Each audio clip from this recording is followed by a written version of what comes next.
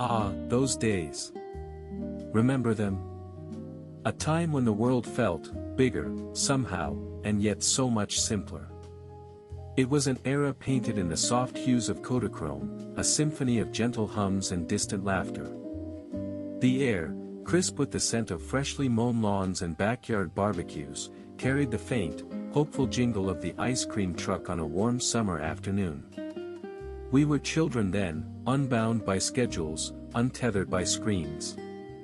Our playgrounds were the sprawling fields behind our houses, the whispering woods at the edge of town, the dusty streets where stickball games stretched until the streetlights flickered on. The sun, a benevolent eye in the wide-open sky, seemed to shine brighter, its warmth a constant, comforting presence. There was a quiet hum to life, a rhythm dictated by the rise and fall of the sun, the changing seasons, and the comforting predictability of family supper. Homes smelled of polished wood, roasting Sunday dinners, and sometimes, a faint waft of pipe tobacco from a father's study.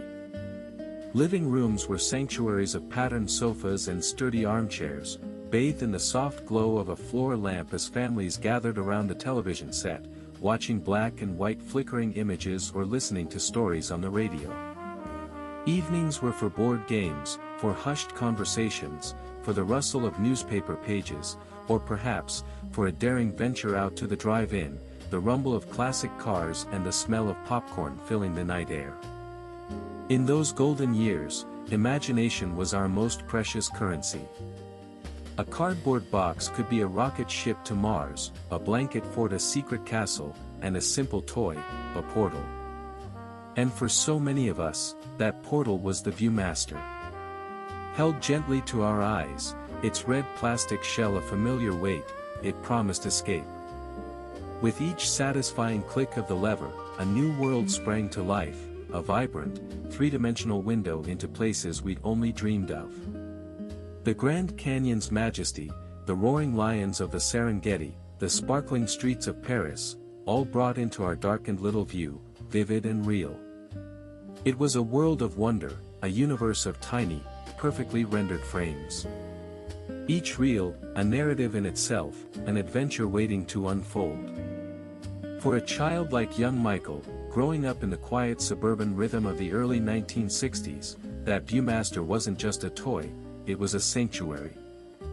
A place where the colors were always bright, the stories always clear, and the world, even for a brief, glorious moment, felt entirely, beautifully, wonderfully safe.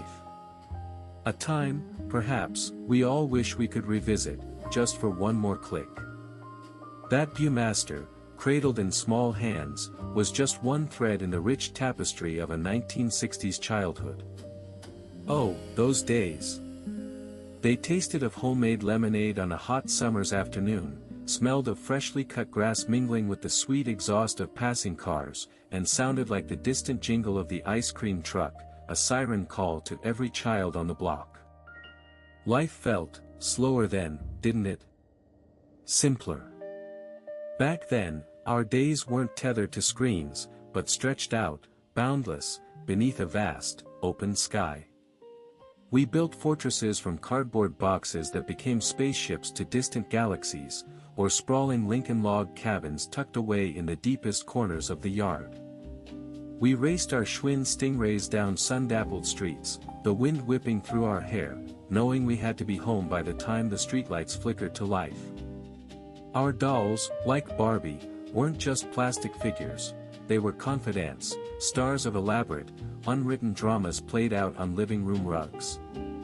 And G.I. Joe, with his fuzzy hair and articulated limbs, led countless heroic missions against imaginary foes from behind the sofa. There was an unwritten code, too, a silent understanding. Respect for elders wasn't just taught, it was lived. Neighbors knew neighbors, and a watchful eye was always cast, a protective net around every child venturing out to play.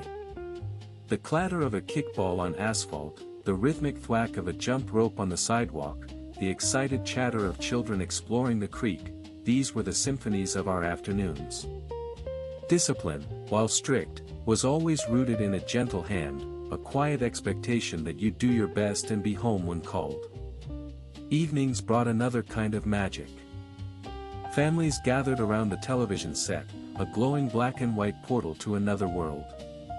We were captivated by the grace of Audrey Hepburn, the raw charisma of James Dean, the effortless cool of Steve McQueen. Marilyn Monroe's radiant smile lit up silver screens, while John Wayne's rugged integrity defined the American hero. These weren't just actors, they were titans, shaping our dreams, giving us stories to reenact in our own backyard sagas. Their faces, projected larger than life, brought distant glamour right into our homes, making the world feel both vast and intimately connected. It was a time when the world seemed to hold its breath, caught between the echoes of post-war optimism and the quiet hum of an approaching new era. For Michael, these golden memories weren't just backdrop, they were the very fabric of his innocent existence, a sturdy, bright reality, before the discovery of those hidden reels would subtly, profoundly, shift his perception of everything he thought he knew. The click of the Viewmaster, for Michael, evolved from a simple sound of escape to a profound echo of understanding. Those hidden reels weren't just images, they were whispers from a past he hadn't known, a silent dialogue between generations. They painted a picture of love's fragile beginnings, joy's fleeting dance, and grief's quiet shadow, revealing the unspoken narrative that truly shaped his family.